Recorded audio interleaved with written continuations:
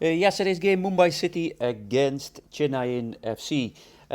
First game, Mumbai lost. Second game, very lucky in the last minute with a penalty. Third game, 3-0, but I think it was poor for East Bengal. Yesterday's game, Mumbai won 2-0 by set pieces and not convincing at all. I think that Chennaiyin deserved so much more. I'm not going to go into the referee decisions because there were some very dubious decisions.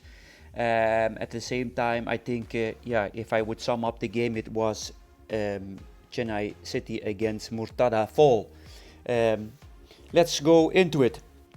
I think after the formations, Mumbai was playing a 4-2-3-1, nothing surprising there, and Chennaiyin exactly the same thing. We don't need to go into the changes. It's more about a few details that I saw in the game that are important. First of all, if we look at the tactics of Chennaiyin, that they were good. What you see here is if you want to eliminate Mumbai, and that was the same last year with Goa. I remember Jamshedpur did it once. You try to eliminate Jahu. And how was Chennaiyin doing that? By first of all staying very contact, but you see here that in this case Sylvester, the striker, is close to Jahu, and also their number 10 is also very close to them, Krivliali. I always have troubles with speaking that name. You see it here again, where they try to keep pressure on the ball, and the striker, you see it already in his body language. He tried to kill this ball. He tried to drop in and kill that ball. So every time it's about closing Jahu. You can see it here in the middle perfectly, where here is Jahu and here Crivellaro, that's the correct name, and Silvestre closing him. So that had to, not it's the conclusion, but you see that almost all games that Bomos then somehow is dropping off. He does that anyway. So if you know how to kill Jahu and you kill Bomos, then basically you kill the tactics that mostly in this case Mumbai is opting, and it was the same last year with Goa. They depend a lot on those two players, but last year in Goa I think they had a little bit more specific qualities on the wing, so not only just those two. But a lot is based on individual quality. Tactics number 2 is, you see here, it's based on the same thing. I think that in this case the keeper of Mumbai is not great in the build-up, but great keeper. Always, I told it before, a team that wants to be champion, you need scoring ability that has Mumbai, and you need someone who stops the balls, and he does that. In the build-up he is less. He's not choosing to play the ball to his left side, he's choosing to play a long ball. And what was very good from Chennaiyin was that they were very compact and right away kept a high line to keep it compact and intercept that ball. And that also happened. This is already from the beginning. You see it up in the first minute of the game. Interception. Now, what is a key thing for Lubera's teams? Whenever I played last year against Goa, make sure in the transition, when they lose the ball, they're always very open. And during set pieces defensively. These are the two weak areas in my opinion for Lubera's team. Set pieces defensively, and when they lose the ball they're very open. They're not very compact. I always call it the rest defense. So you see here the interception of the ball. That ball go right away forward, and you see the left wing back of Mumbai is being open, and from there basically you can exploit this space. So that happens, they not right away go forward, they take the ball out, and the ball is getting changed. Where in this case I see here Rainier coming inside. These are like tactical things that are not good in my opinion. I said, why should the left winger come here and press? You already have an over occupation, so that means it leaves your right wing back open, and that means you get a right away a counter attack on that side. That means Reagan in this case is going to make the overlap, and I think it's Jerry who gets the ball. You get a dribble inside, and then he crosses. So this is all, of course, within few seconds, a quick transition. The ball gets in, and then one picture, it says it all during the whole game. Who is the savior? Murtada Fall. So it's a great signing. It's a great defender for this league. And if I would sum up the amount of times that he saved Mumbai, that is a lot this game. You can compare it a little bit with Pujol before with Barcelona. If you have a player like that, also you can be a little bit more open. So everything is about a fitting puzzle. But overall, I think Mumbai can be in the transition better organized. Tactics number 3, it's the same idea here where you see again the lineup of Silvestre close to Jahu, but you see it closing down those spaces and forcing the build-up from the side, keeping the pressure. That is a very good thing here. Sometimes you see the players who are up front, striker and behind striker, a bit lazy, but doing their job. And the second thing what is great is you see the lineup of the midfield, how they are aligned, very compact. Unfortunately, we cannot see the back line, but Chennaiyin was very organized and were looking for pressing. You can see it here again. That line is very close. Even Lefondre has to drop off. Bomos has to drop off. They try to find the ball in between, but the ball goes to Bomos. He bounces it off to Burgess, and they have to start over again.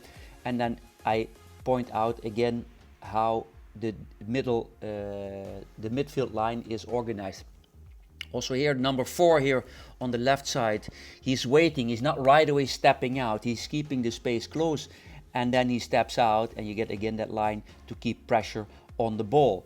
And what you get is they're forcing it to Murtada Fall, who is not great at the build-up. I did last year the same when I played against Goa. We try always to force the team to build up through Murtada Fall. That doesn't mean he's bad, but he's not that great. He's more, he's better in defending than he is in building up. So there the mistake is made, everything is compact, and you get the counter-attack. That's what I said before. The teams of Lubera, they are not great in the transition moment. This is a key thing for Indian players. You see here the counter-attack. You see here the overlap is starting to be done, and then the Indian winger he decides to shoot. This opportunism, this losing vision, staying calm. I see so many times that Indian wingers or even midfielders come and want to shoot on power, and it ball goes nowhere. This is really a learning point for Indian players. And you also saw after this action how Crivellero and again, excuse me for the pronunciation, start shouting at him that he should be patient. These are important moments in games. Then the game, as I said, defensively, Mumbai is, if you go look at Lubera's team, defensive set pieces, he got a lot of goals against him there, even from last year or the year before. What you see here is it was unbelievable that this ball was not scored. You can see here that Silvestre is completely free.